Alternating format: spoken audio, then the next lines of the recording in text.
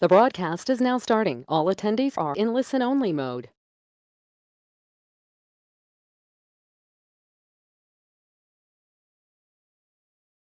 Good afternoon, and thank you all for joining us. We're going to be starting here in a minute. We're just waiting for a few more people to join. Thank you for joining us today for our webinar on tips and strategies for crafting a winning corporate citizenship award nomination. So today is going to be an opportunity for you to hear insights from past winners and the Chamber Foundation team on how you can build the strongest nomination possible. Over the past 19 years, the Corporate Citizenship Awards has become an incredibly competitive awards program. Oftentimes, it's the tweaks and strategies that we're going to discuss today that make a difference between the nomination moving on from being a finalist to or not. So today is also a time for you to ask questions. All participants are muted, but you'll be able to type out your questions in the question box on the sidebar, and we're going to try to get to as many of them as possible. Additionally, this webinar is being recorded and will be available on the Chamber Foundation website. We're also going to be rolling out these tips as an article series on the Chamber Foundation blog. You'll be hearing from 3 speakers today. Quick introduction of myself. My name is Bailey Jacobs, and I'm the Director of Communications for the U.S. Chamber of Commerce Foundation. In this role, I've helped to manage and oversee the Citizens Awards program for the past 6 years. I've run a lot of nominations in this time, and my goal for today is to highlight some of the best practices that I've seen and things you should consider as you put together your nomination. Joining me on today's webinar are 2 veterans of our awards program, Laura Asiala and Katie Luvis. We'll start by having each of them tell you what they currently do, and in a few slides, we'll also share how they're affiliated with the Citizens Awards. Laura, would you like to give a quick introduction of yourself?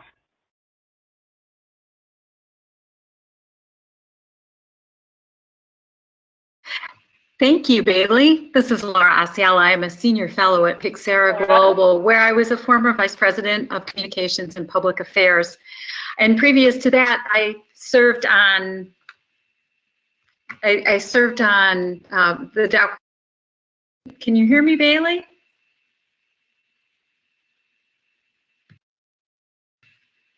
Bailey, can you hear me? Yes, I can. Thank you.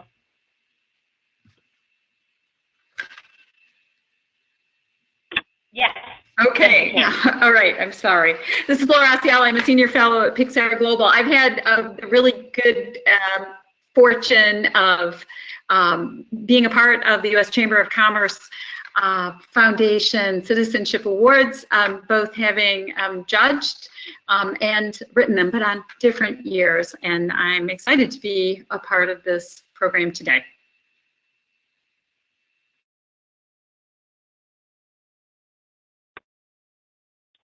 Thanks, Laura. We're excited to have you. Katie, want to give a quick introduction? Hi there, everybody. This is Katie Luvis. Can you hear me okay, Bailey?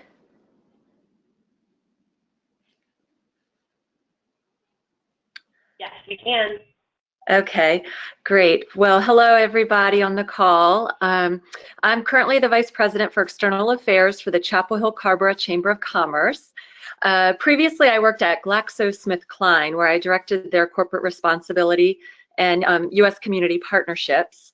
While I was there at Glaxo, I worked with a team of people, and together we submitted an application for the Best Global Corporate Stewardship Award at the Chamber, and we were so delighted to be selected the Best in Class. Previously, before that, I actually worked at the U.S. Chamber Foundation in the Corporate Citizenship Center, so today I'll be able to speak with you from multiple perspectives.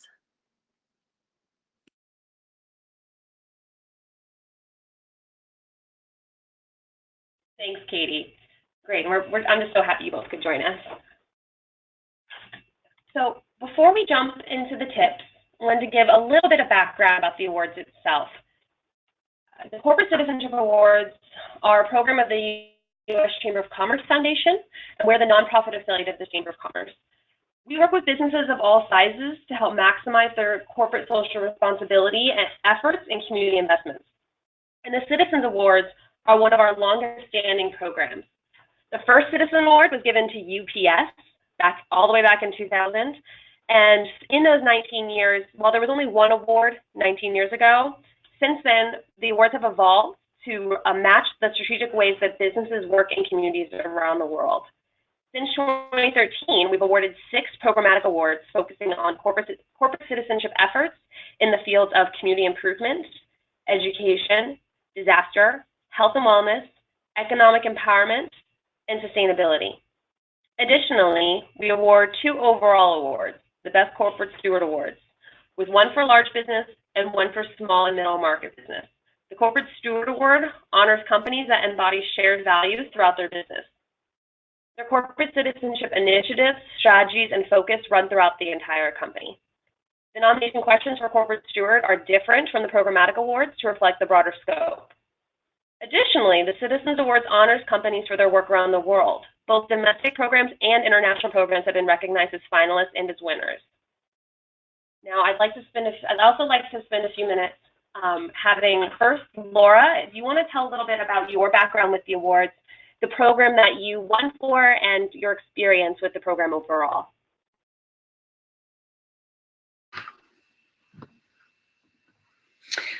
Well, the program that Pixera Global was honored to win for, it was actually a program that was funded and conducted by the John Deere company and the John Deere Foundation. It's called JIVA, and it's the Joint Initiative for Village Advancement.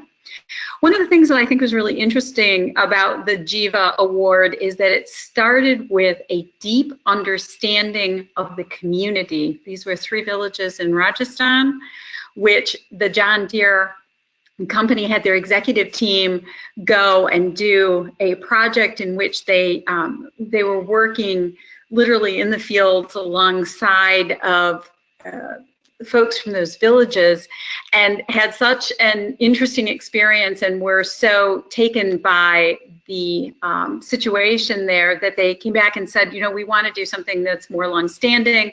We want to really go into this and develop an integrated approach to help these communities to develop themselves, and made a 5-year commitment, which they have sustained and which has proven to be just a really incredible sustainable development experience in terms of education, in terms of livelihoods, and in terms of infrastructure. And I think the critical success factors were that it was data-based, it was based in reality, it was based on a deep understanding, it was based on the understanding of how things work together in community as opposed to siloing those things.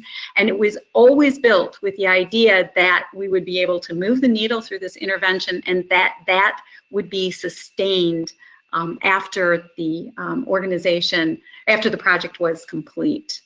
And that has been just a tremendous opportunity, I think, for the John Deere company and also for the 3 villages in Rajasthan. I think it's also a particularly good example of a really deep approach to citizenship and a real commitment to have long-standing. And one of the things that we've talked about over time is that there are different ways that you can make an impact through great citizenship programs. You can go broadly or you can go in depth. And in this particular case, this was an example of an in-depth integrated community development effort for which they won the award.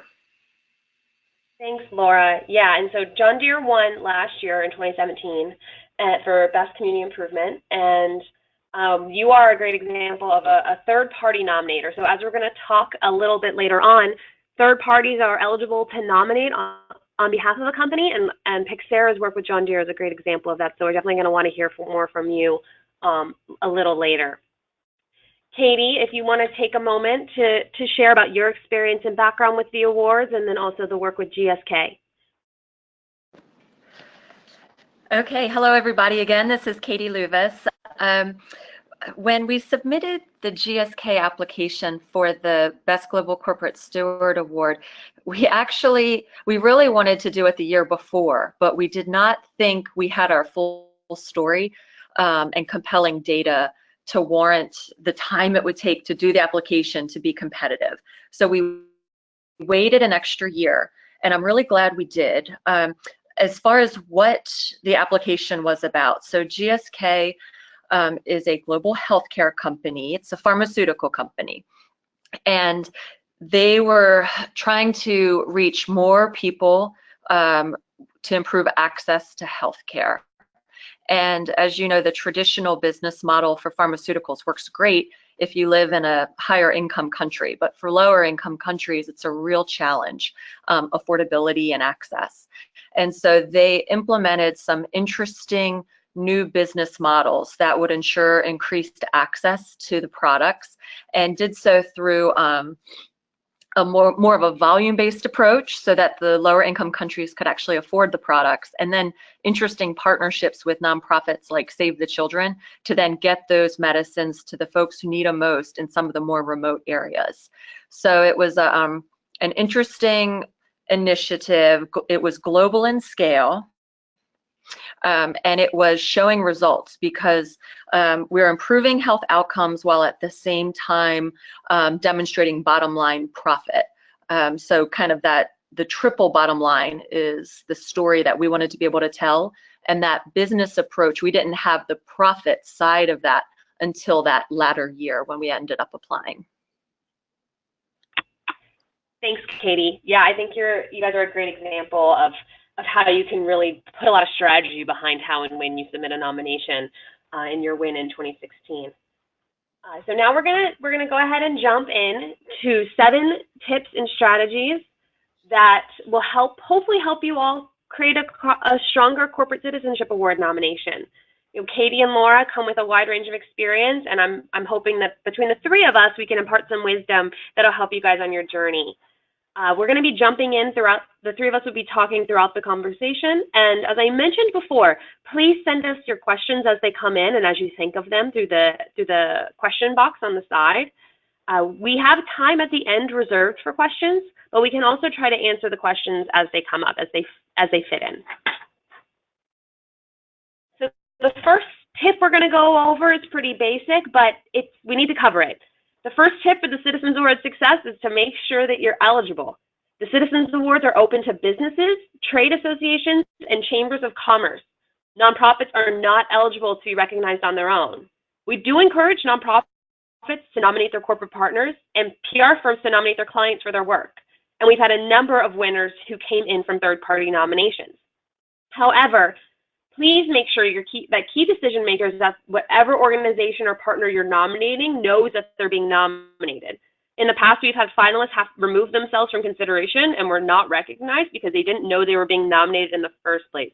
So if you're a third-party nominator, make sure you do your due diligence and get everything properly reviewed, or all of your hard work may be for nothing. Additionally, the Chamber Foundation uses the nomination as the basis for our external communications about the finalists and winners. So if you are a third-party nominator, make sure your partner agrees with all the language that you're using as well. And also, I think we have a few previous winners on the line. Congrats. But as a reminder, you're not eligible in the category you won for the past 3 years. Other categories are fair game. It's just the one that you were the winner in. Our past winners section on our website has the list of previous winners from 2017, 2016, and 2015, and that's the one that you need to keep an eye on. Laura, as a third-party nominator last year, is there anything you want to share about the nomination process? Well, I think that one of the things that you've pointed out there, Bailey, is that you really need to do this in partnership. And in general, the kind of awards, the kind of work that win these types of awards are not the work of a single person, a single department, or a single company. They are, in fact, often really strong partnerships. So you need to carry that partnership clearly through to the application. And allowing, from a third-party standpoint, allowing the time to review is critical. I'll also mention here, for people who haven't gone online to take a look at the application process, you really have to sharpen your pencil because there are very strict limitations with regards to the words. And of course, anyone who's written with word restriction before knows that you have to make every word count. And your point about making sure that the language that you use is appropriate and approved by your partner is absolutely critical, so that you have the right essence and the right nuance, and that you're highlighting the right data. Typically, again, the work that goes into this, you could write a book about, but that's not what the U.S. Chamber of Commerce Foundation is interested in. They're really interested in very succinct, compelling pieces of information. Thanks, Laura. Katie, anything to add? Yeah, I liked what Laura had to say there. Sharpen your pencils. That was great. My number one tip is think substance and style. So you might have a really strong program or initiative, something that's worthy of an award, but it's also how you tell the story. And so it's important to carve out time to really be thoughtful in the storytelling, really articulate what's the big challenge that you're addressing. Why is it so important and urgent that it is worthy of this award? In your writing, really capture the judge's attention by getting them to lean in towards this issue and the unique way you're addressing it. So think about not just the substance, that you really do have a meaty program that really lives up to the principles of this award, but the style and how you tell your story. Thanks, Katie. And we had a question come in asking if runners-up are recognized. And so since we're talking about eligibility, I want to go ahead and answer that.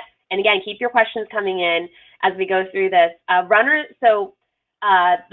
What will happen is during the first round of judging, the top 3 scores will become the finalists. And in September, we will announce the 3 finalists for each of the 8 categories through the Chamber Foundation platform. Then in November, on November 15th, we will have a ceremony honoring all of the 24 finalists, but during that time, we will also name the 8 winners. And so there is recognition for all of the finalists, but there's also recognition for the winner themselves. Thank you for that. And thank you, Katie. So moving on, our second tip is to make yourself known. Early on in your application, make sure you include a sentence or 2 explaining what your organization does. This is particularly important for the programmatic categories. The corporate steward nomination explicitly asks for a company summary, but the programmatic categories don't. It can be short, but just make sure it's there. Make sure the judges reading the nomination know who you are and can understand how your organization relates to the issue you're trying to solve. Spell out acronyms. I know the word count is tight, but just make sure everything is as clear as possible as you start to build your nomination. Katie, anything you want to add about making yourself known? Yeah, on this one, and it kind of goes with every category of the award. As you begin to write, give yourself some time. So as you thoughtfully tell your story of who your company is and what you all are doing that's so remarkable, I probably spent about 40 hours on this application. And I'm not saying, I don't want to say that to discourage anyone from applying, but I say it to encourage you to be smart. So as you take the time to really write this application, think about maybe some other awards programs or some places on your website where this very same language that you artfully designed can be pulled through in other areas.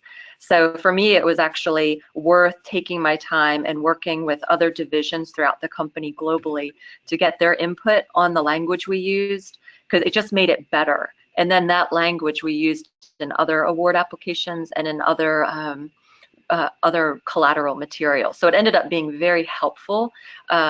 Even though it was time intensive, it was worth it. Thanks, Katie. Laura, anything to add?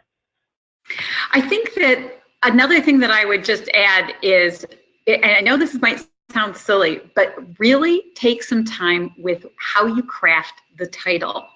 And think about that as your first entry into the judge's imagination and mind. And that is also a way to, craft that first piece about what it is you're doing and why you're doing it and who is doing it. And there's a real craft, I think, to writing a headline. So I back up everything that Katie has said, because there's so often so much work that's gone into website or copy or media releases about these projects already that you can take and craft and pull in because it's already been done. But as you're doing that, make sure that that first line is something that really grabs people's imagination.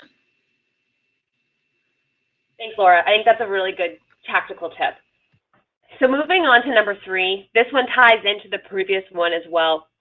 But as you're writing your nomination, keep one of the most important audiences in mind, and that's the judges. The whole thing depends on the judges' score of your nomination, so definitely keep them in mind as you're crafting your nomination. So to take a step back, let's start with who the judges are. Each nomination will be read by 5 to 7 experts in business, corporate citizenship, or the specific issue covered in the programmatic categories. Every year, we bring in different judges to create a diverse pool of reviewers, and judges are selected by the U.S. Chamber Foundation for their expertise. But remember, they are volunteering to serve as a judge. They spend their time and energy reading and thoughtfully reviewing the nominations you submit. And there are a lot of them. So as you craft your nomination, make it as easy as possible for a judge to understand your company and who your company is, your program goals, your impact, and why that impact is significant. The judges have knowledge of the field, but they may or may not be familiar with your program of work. So one thing I recommend is to have someone who's unfamiliar with your project read your nomination. Can they understand the key points? Like Katie said earlier, think about storytelling. Think about the key messages you want to drive home and make sure you're positioning your organization in the right way. And as a reminder, we don't accept supplemental materials for the Corporate Citizenship Awards. So the text you include needs to tell a story in a compelling way. Laura, any additional thoughts or insights you want to add? Yes, and thank you, because I really appreciate that, Bailey, because it is something as you're going through, numerous awards, being able to track from category to category. So one of the other things, and I know this, I hope this doesn't sound like so basic that people think, well, yes, of course, how else would I do this? But when I was writing the GIVA award, I really tried to maintain the same organizational structure from section to section. So we talked about a statement of need, and then when we talked about strategic planning, I tried to incorporate aligning with the same structure that I had for need.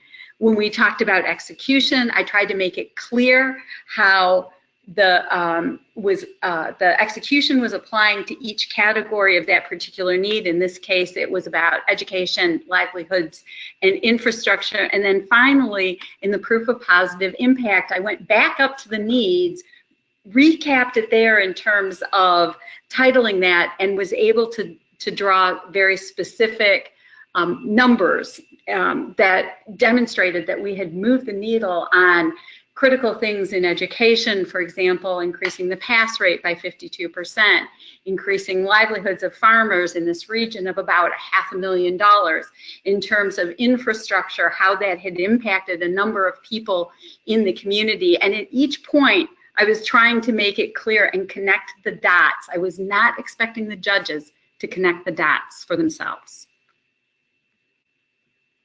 Thanks, Laura. Katie, would you like to add anything about the judges?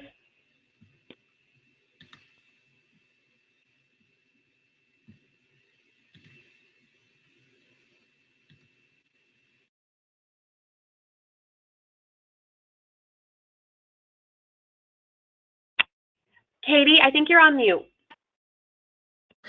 Sorry, I lost a connection there. I wasn't hearing you. Or can you all hear me okay now? Yes, we can. Oh, good. As far as the judges, my one tip in this area is, because I actually did serve as a judge at one round as well, make sure when you're submitting your application that you're conveying things that have been achieved. So it's really, this is meant to be more of a pat on the back rather than an aspirational plan forward.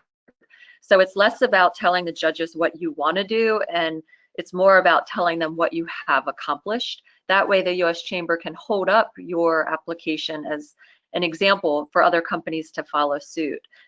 So again, it's what you've done that should be remarkable, not what your aspirations are. I think that's a great point, Katie. We've also, thank you all for submitting your questions. We're going to take a brief moment to answer a few of them, considering there was a couple around eligibility and a couple around judging. So first on eligibility, we had a few people ask if you were a finalist in a category a previous year, if you'd be eligible again this year. And that is correct. You can be a finalist in the same category. Actually, last year we had a finalist repeat in the same category, but you can be a finalist in any category if you were a finalist in a previous year. And the same thing goes between corporate steward and the programmatic categories. It's the eligibility really only comes in if you were a winner in a specific category. We had another question about the volume of nominations that come in. We receive a couple hundred nominations a year. The categories vary, and so it depends on the category for the volume of them. But we do receive hundreds of nominations every year. And then finally, we had a couple points on judging. We had one who asked about shared value, and I'm going to put a pin in that. We're going to get to shared value a little later. And then we had a question about if we do not release the judges' names publicly. We had one person ask if they'll know the judges before the nomination deadline. That will not be released. We have two rounds of judges. We have judges for the finalist selection period, and then we have judges for the winner selection period once the finalists are chosen. And for that, the previous year's winner will serve as a judge for that round. So I can tell you that judge, and specifically last year's winners, will serve as judges in the winner selection round.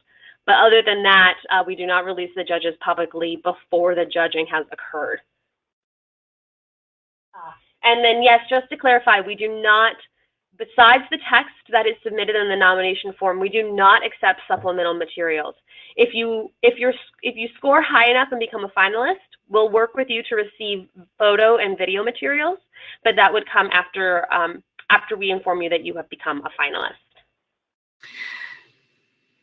Bailey, I have another thing that I'd like to point out here, but I also want to check with you to make sure that this is still the case as people go into 2018. And that was with the JIVA nomination, which I wrote on behalf and as a third-party nominator for the John Deere Company and the John Deere Foundation. That was an integrated community development project, which meant it had aspects of economic development and it had aspects of education, and it was an integrated community development piece. And in that case, I wrote 3 applications, one for education, one for economic development, and one for community development, knowing that we would only, if we got to the finalist stage, we would only become a finalist in one of those. But I covered more than one category because the project was more than one category. I just want to confirm, is that something that can also take place this year? Yes, it is. Thank you. You're previewing our slide deck, but yes, you can submit in more than one category, and we encourage companies and partners that are doing projects like the JIVA project that have multiple touch points in education and economic development, community improvement, to submit the nomination in more than one category. As I mentioned before, you will only be a finalist in one category. It's whichever one you scored the highest in, but you are eligible to submit in more than one category. That's a really good point, Laura. Okay. So thank you for your questions. Keep them coming. We'll keep taking breaks for those. Number 4 is show us your stakeholders. This also ties into the previous strategy, but stakeholder engagement is one way to illustrate the thought and strategy behind your program or initiative. Who are the players? What were their roles? How and why were certain stakeholders engaged? Describe how all the stakeholders relate and interact and how they helped ensure a successful implementation. Consider who should be included. Everyone from your supply chain to your implementing partners, your internal stakeholders or departments, your community partners.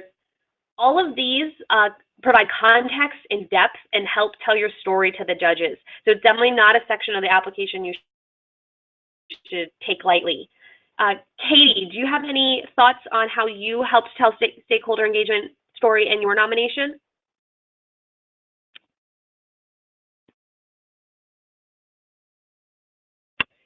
Katie, are you on mute? Sorry, I keep losing my signal and I'm not hearing anything, but I just heard you now.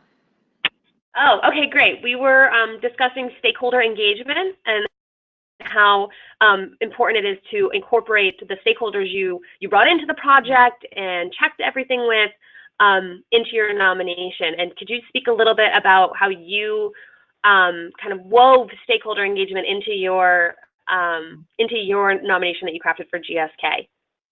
Yeah, if I remember right, 'cause it's been a couple years, I think we actually maybe included a few quotes from third-party organizations with whom we were working to help kind of boost our what we were stating and validate it. But I would say the strongest stakeholder engagement that I had in the application process was actually with my colleagues all across the business. So I was based in Washington, D.C., and I worked in the Communications and Government Affairs division of the company. But I was reaching out and sharing the application materials with folks in Africa and in different divisions of the company, like the vaccine side of the house and the pharmaceutical side of the house. So it was allowed me to work with a lot of different folks, different stakeholders, and their perspectives really helped strengthen the application and make sure I was getting the story right and carrying the most compelling story forward. Thanks, Katie. Laura, do you want to share a little bit about how stakeholder engagement played a role in the nomination you prepared? Yes, and I think I also want to comment here that I'm such a fan of this process that I now take the application and work with our staff at Pixera Global and also with clients to say, okay, I want you to envision in 3 years, 4 years, 5 years that I'm going to write this for this project. And the key to stakeholder engagement is to think about it at the front end and not when you're writing the application, because that is so key to the success of all of these important projects. And so much so that I would say that if you haven't had good stakeholder engagement to begin with, it's going to be really, really hard to bring it into an application at the end of the process. So for anybody who's maybe new to this and you haven't done a lot of stakeholder engagement, Katie mentioned earlier how she delayed a year to make sure she could strengthen her application. I would encourage you to go and engage with stakeholders if you haven't had a chance to do that so far, or if you want to really deepen that. In the case of Jiva and the John Deere project, one of the things that we absolutely started with was a very deep needs assessment in that community, which then allowed us to critically understand the needs of that community and develop an integrated community development program. And then over time to continue to engage with those stakeholders, because they were the ones that were key to making sure that we had made a sustainable difference. Thanks, Laura. Yeah, and I think that's a great point about the survey and really bringing in all those community partners.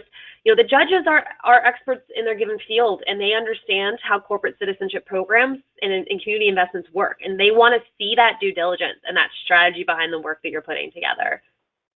And so moving on to number 5 is understand shared value. Now, this is a must-do for the Corporate Steward Award and the nominations for that, but it's also a strategic advantage for the programmatic awards. At its core, shared value is about doing well by doing good. So how is your company finding business opportunities and societal and social problems? How does that affect your overall business, your employees, your community? The corporate steward nominations have questions that explicitly ask about shared value, but for the programmatic categories, use shared value as a lens as you craft your nomination. What information can you include that shows that shared value was considered as you built your program? And then we also had a question come in regarding shared value in the judges. And yes, for the Corporate Steward Awards specifically, given the number of questions there are about shared value, we do brief and make sure the judges understand the definition of shared value and how they should be looking at it as they review the nominations. And so, Laura, since you were a winner of a programmatic category and Best Community Improvement, can you share how you kind of brought a shared value lens into the nomination? Well, I think it also, of course, depends on what the purpose of the particular project is about. In this case, this was strictly a philanthropic view from the John Deere Foundation and from John Deere, but it really leveraged John Deere's understanding of agriculture, which is clearly their main business, and really leverage that understanding in terms of doing well by doing good. It leveraged their reputation with regards to their commitment to a community that was focused on livelihoods that was largely around smallholder farmers. And it really did leverage their expertise and their ability to understand that and to bring incredible value through their presence and through their expertise into those villages. In the case of these 3 villages in Rajasthan, 95% of the farmers ultimately participated in the programs that were brought to bear through JIVA, through the partnership with John Deere Foundation and the John Deere Company. And that does a tremendous job in terms of reputation, attracting talent to John Deere, becoming an employer of choice. All of those types of things then fold into shared value. Awesome. Thank you, Laura. And so Katie, as a winner of a Corporate Steward Award, which explicitly asked about shared value, can you talk a little bit about the different ways that you incorporated it throughout the nomination? Sure. Yeah, I think it's important as people are thinking about making nominations that this category really is different from a philanthropic approach. So this really is looking at a revenue generating business model that's driving social good. And so in GSK's case, there was a dramatic change in the whole commercial model for ensuring access to healthcare that directly affected our bottom line. And it was a story that had depth to it as far as the reforms and breadth. So, I mean, we were talking worldwide, all low-income countries. So it was pretty compelling in that regard.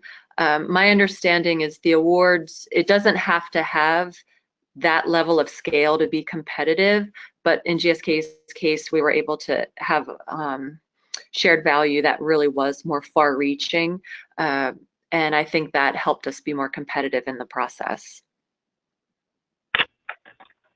Thanks, Katie. Okay, so moving on to number 6. Our number 6 tip and strategy is to know your impact. The Citizens Awards does not honor simply the corporate citizenship projects with the biggest scale. Much of it comes down to the alignment between strategy and impact. Because of that, smaller projects are frequently named finalists and winners. We stress to the judges to consider both efficient and impressive impact. Impact and change that is far-reaching as well as targeted and smaller in scale. For every winner that's reaching millions of people with their project, we have another that's won for impact within one community. In addition to the JIVA project that Laura represents, the wonderful company in Lost Hills won Best Community Improvement, the Best Community Improvement Award in 2006. Kate Spade won Best Economic Empowerment in 2005 for their On Purpose initiative in Masoro, Rwanda. Both types of impact and reach, efficient and impressive, are important and both have a place within the Citizens Awards. What's important is for your impact to show the benchmarks, planning, goals, and the strategy behind them, and then the result of that work. It's important to know, for the judges to know what you were trying to accomplish and then how far and the metrics that match that show what you actually did. That's much more important to show as opposed to just a broad scale. So today on the call we have examples of winners who won for the breadth of their reach in GSK and then the depth of their reach in John Deere. Katie, can you talk a bit about how you addressed impact as you wrote the nomination for GSK? Let's see. Yeah. So we had a lot of interesting data, and we looked at it from a couple different lenses. Of course, we looked at it from the profit side, and so we could share data on our quarterly returns and how the results of this change in our commercial model actually did drive business results. we looked at it through the lens of the commercial model and how we switched to a volume-based approach and could share data on how we were getting more medicines and vaccines to people who need it in areas that were harder to reach. And then we could also quantify with, looking at health outcomes and reach on that regard. So there was quite a bit of data actually in our application, and I think it added a lot more heft to it in our storytelling. Awesome, thanks, Katie. And Laura, how did you address impact in the nomination? Right, so using GIVA again as an example, we had talked about an integrated community development approach that really focused on livelihoods, and in this case it was smallholder farmers, infrastructure, and education. And I think that one of the other things that I want to emphasize here is, you can kind of take a look at it and say, what was your activity? What was your outcome, and what was your impact? Right. So one of the things that, we hold ourselves accountable to when we put these kinds of projects in place is activity-based. And that's what you have to do, because that's where action ultimately takes place. But then you have to go beyond that action to say, and what happened as a result of that action? So one of the things that we really focused on in education in GIVA was the fact that there were unschooled youth in the community. There were kids that had dropped out. There were kids who were not attending school. And so we put in place not only enrichment programs in the schools, but an after-school program for GIVA. And we had a large number of children attend that. And what happened as a result of that was that over a period of 5 years, the 10th grade examination passing rate increased from 30% to over 80%. So you can see we had activities that we had, and then they had a specific outcome, and that leads to the impact in the future. In addition, we took a look at that to say, and how sustainable will that be once we stop or we exit from this, because we've developed the community to a certain point. There's a start and a stop to these projects. Will that go on? And one of the things that we had worked on and demonstrated here, for example, was to show how we had helped the community to improve their elected functioning local governance. So their local school committees now were much stronger and were strengthened, and we're also driving these kinds of interventions and changes.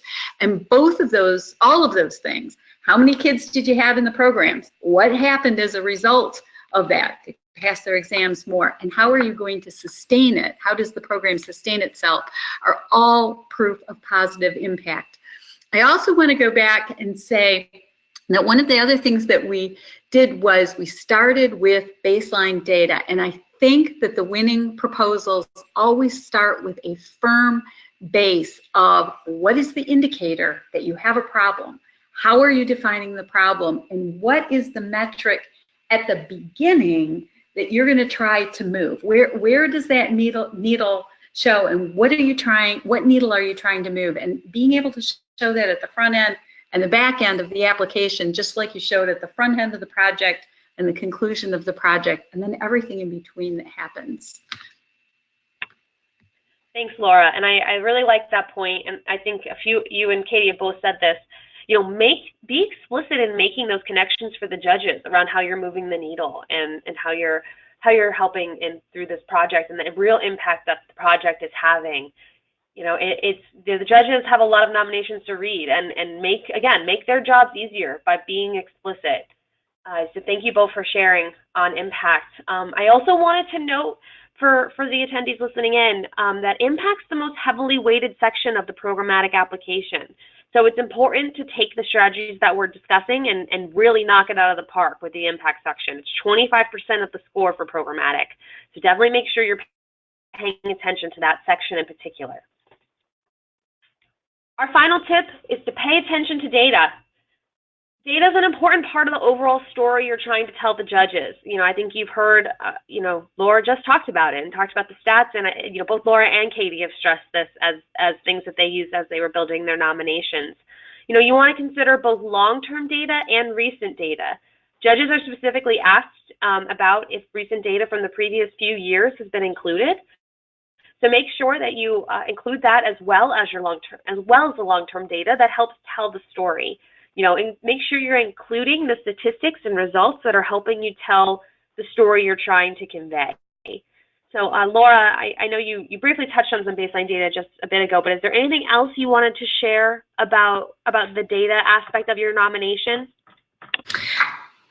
Again, I want to emphasize that, having a firm baseline that you're working from, but I will also say that sometimes these take years to get results. So I really appreciate, Bailey, you pointing out that you need to have most recent data, but to the extent that you're comparing it over, a sustained period of time, a sustained level of support. In this case, we went from 2011 until 2016, the program continues, but that's what we were basing it on. And we had data from 2015 and 2016 that we included in our application, but it was based against the initial data that we had from 2011. And we also reserved the right to learn and adjust as we went through the program and learned how to better measure outcomes and impact as we moved, and we included that as well. Awesome, thank you. Katie, do you want to talk a little bit about, I know you've already mentioned it before, so it's kind of interwoven in all of the remarks we were giving, but anything else you want to add about data? Sure, I would just quickly punctuate, again, the substance and the style. So you might have some really compelling data that, has a remarkable, compelling story, but it's also in how you tell it. And so I was working for a global healthcare company, and their language that they traditionally use for a multinational corporation is kind of wonky and sometimes doesn't really get to the heart of things. So as a team, we really thought about how do you put this in plain language in a way that judges who aren't in the healthcare space can really understand, and it moves them, right? That they can see why this is so important. And so we took a good bit of time around what is the story here that we're trying to convey through these remarkable results, and that it ended up being time really well spent. It was a good bit of time, but it ended up being useful not just for this application, but we again use that language and other things. Awesome, thanks so much. So now we have just a few more tips to give. These are just some last minute things to keep in mind. Proofread. Make sure, this is one of the biggest tips. As I mentioned before with the scoring, the judges, sometimes it's a very close between third place that gets to be named a finalist and fourth place that doesn't. And proofreading doesn't, making sure there are no mistakes will always help. The system doesn't have spell check, and so we recommend that you write your nomination out in Word, and that way that'll help you with the review process. It'll also help you with the word count. Our team has Word templates of the questions for both the programmatic and the corporate steward categories, and so you can email our team if you are interested in using one of those templates that we have. And so then next, new for this year, we have the what's next question in the programmatic category. Just one thing we wanted to flag for those of you who may be submitting a nomination for multiple years in a row. This is really to show your future thought and strategy. Again, going back to stressing the importance of having a strategy behind your work. The what's next question is forward-looking. We used to have a question that talked about lessons learned and what you might change. This is a reframing of that to focus on how you might, it still kind of is a lessons learned, but it's a bit more forward-looking and how you are going to apply those lessons in the future.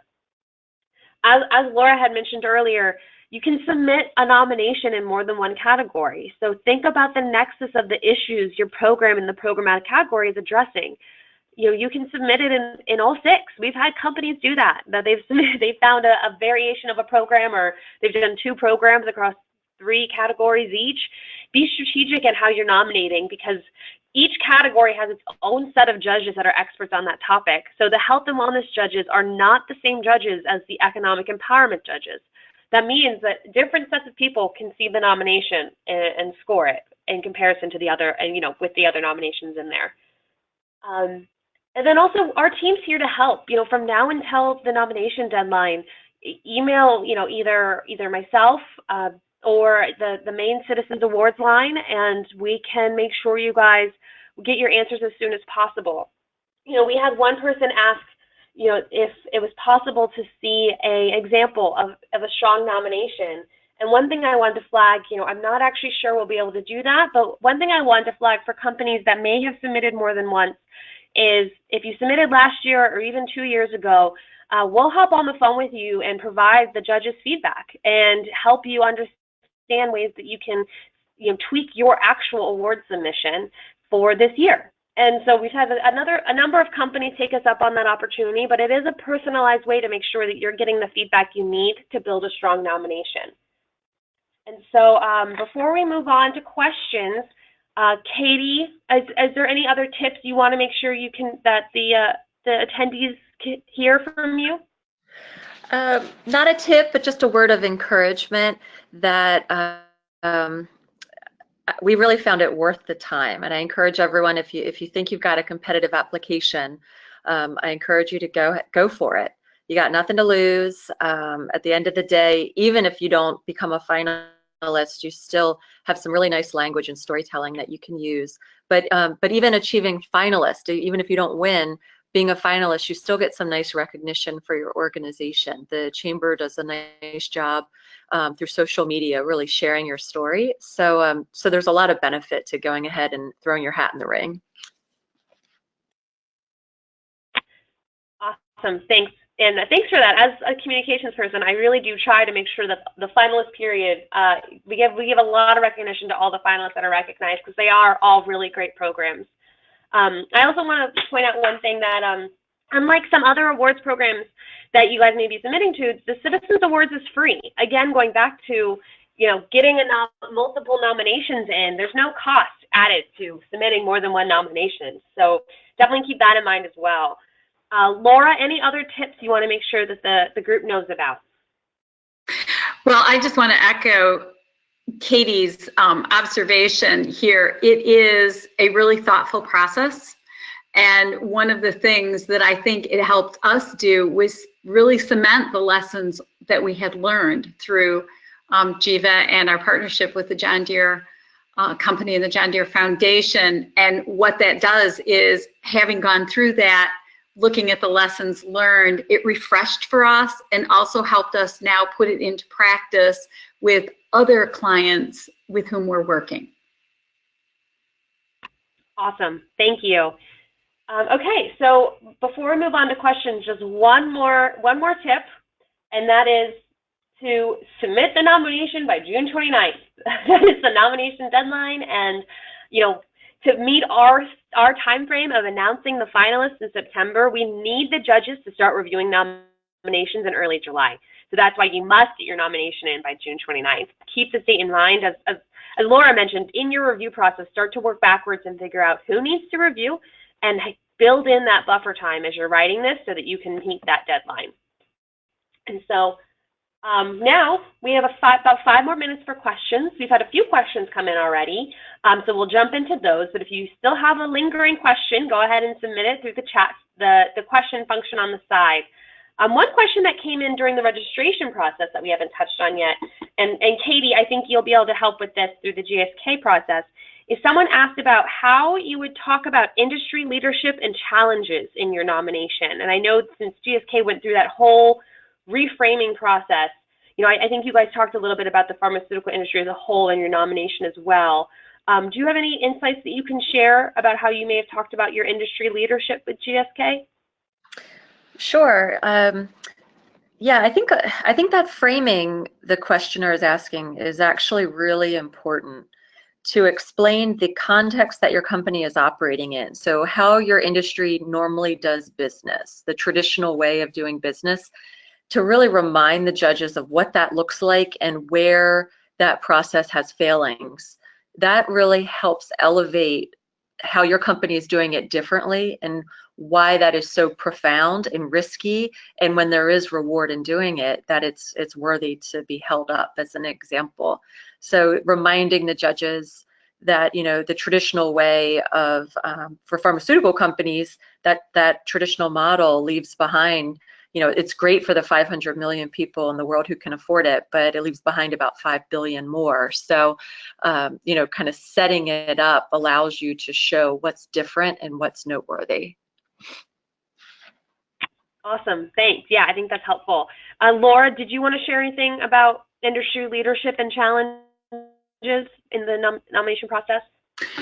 Just to highlight something that I think that you've already mentioned, Bailey, which is that the judges have expertise about corporate social responsibility and not necessarily about industry. So just having at least a touch of that is interesting and provides context. So it's, again, how do you set the frame for the readers of this so that they can quickly understand the grasp of the challenges and understand the stakeholder engagement, the strategy, and the ultimate impact of the activities. Awesome, thank you. We also had a few questions come in asking about international focus, and so as I mentioned, you know, the programs and can be international focused or domestic focused. Companies themselves can also be international or based here in the United States, so that's definitely something to keep in mind. We also had a question come in regards to the corporate steward around including other noteworthy awards or indices that, you know, the company might be included on. And, you know, my feedback for that is that it definitely can't hurt. You know, again, you want to paint a picture, especially for corporate steward. You're making the case that your company is one of the best when it comes to engagement in the company itself and when it comes to shared value, when it comes to the purpose of the company, and showing that third-party validation by other awards or other lists, it definitely doesn't hurt. I wouldn't spend all of your, you know, don't spend a ton of tech space on it. Try to make it as efficient as possible, but it definitely doesn't hurt to add additional context and recognition to your nomination. We had another question come in around scoring. And, you know, the nomination itself, there's a separate rubric for the programmatic categories and the corporate steward category because the questions are different. On the nomination itself in the portal, it should say what percentage the nominations are. Yeah, whether it's 1 out of 10 or 1 out of 4. Each question has a certain amount of points that is possible for the judges, and we give the judges questions to prompt them for that scoring. And so, yeah, if you want to look on the nomination itself in the portal, you should be able to see the different weights on the website. And again, if you have any other questions, definitely email us at cccawards@uschamber.com, and we'll get back to you or get on the phone. We can definitely help. I think a few of you probably got a reminder email that may have had my email address on it. Feel free to reply to that as well, and we can try to get you an answer as quickly as possible. And so with that, we're about at time. And so Katie or Laura, any other final thoughts? Katie, any final thoughts from you before we say goodbye? I would just add, if anyone wants to talk with me directly, they're welcome to reach out through LinkedIn. Be happy to have a follow-up conversation. I'm Katie Luvis on LinkedIn. Thanks, Katie. Laura? Thanks, Laura, Katie. You read my mind. I'm really, really happy to make the same offer to encourage people to do this. There's really, really great work. And the other thing, I'm going to end my comment with a question, maybe that Bailey, that you can follow up with. That one of the other things that we have is the U.S. Chamber of Commerce Foundation blog is also an opportunity, I think, for people to showcase their work. And I just wanted to ask, you know, how people can also interface with you on that, whether or not they're doing a particular award nomination this year or not. Well, what a great plug. Thank you, Laura. Yes, feel free to reach out. You know, our foundation blog is a platform where we share corporate citizenship best practices and kind of trends and Q&As with leaders. It's a resource for the CSR practitioner to, you know, we want to help companies do their jobs better and meet new partners. And so definitely, we are always looking for stories to tell. And so if you are not already engaged with our blog, if you haven't contributed before, definitely reach out to me you can reach out on LinkedIn or you can email me at bjacobs@uschamber.com, and we can get that conversation started. That would be great. Thanks for that. Nice little plug. Well, thank you both for your time today. Thank you to the attendees and for those who submitted questions. The awards is one of my favorite projects we do here at the Chamber Foundation, and so it's really great to have you all here today.